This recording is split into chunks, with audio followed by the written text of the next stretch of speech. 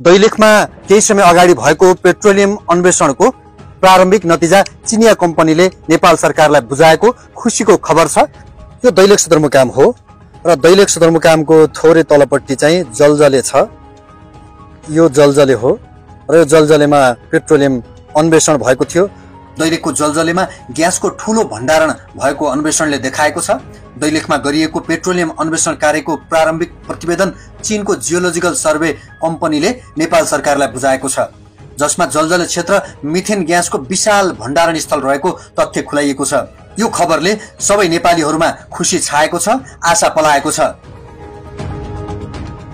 2078 वैशाख 28 गतेदेखि सुरु गरिएको ड्रिलिङ कार्य 4013 मिटर गहिराईमा पुर्याइएको थियो। त्यहाँबाट संकलन गरिएका नमुनाहरूको परीक्षणमा 1 अरब 12 करोड घनमिटर मिथेन ग्यासको भण्डारण रहेको पुष्टि भएको छ। यो जम्मा 4 वटा सम्भावित भण्डारण मध्ये पहिलो भण्डारणको मात्रै प्रारम्भिक नतिजा हो। बाँकी 3 वटा कुवाको प्रारम्भिक अनुमान अनुसार जलजले क्षेत्रमै कुल 430 अरब घनमिटर ग्यास हुने प्रक्षेपण गरिएको छ, जसले करिब 50 वर्षसम्म नेपालको ग्यास आवश्यकतालाई पूरा गर्न सक्ने सम्भावना देखिएको छ। यो ऐतिहासिक उपलब्धिलाई खानी तथा भूगर्भ विभागका उपमहानिर्देशक तथा पेट्रोलियम अन्वेषण परियोजनाका प्रमुख दिनेश कुमार नापितका अनुसार नेपाल र चीनबीच 2019 मा भएको G2G सम्झौता पछि यो काम सुरु गरिएको थियो।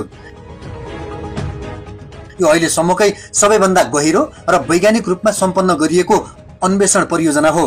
नेपाल सरकारले दैलेखको जलजले क्षेत्रमा 45 रोपनी जग्गा अधिग्रहण गरी अन्वेषण परियोजना सञ्चालन गरेको थियो। नापितका अनुसार हाल प्राप्त भएको प्रतिवेदन प्रारम्भिक हो। ग्यासको गुणस्तर, व्यावसायिक उत्पादनको सम्भाव्यता र आर्थिक लाभांशका विषयमा अझै विस्तृत परीक्षण भइरहेको छ। चिनिया कम्पनीले सन् 2025 डिसेम्बरसम्म अन्तिम प्रतिवेदन दिने तयारी गरेको छ।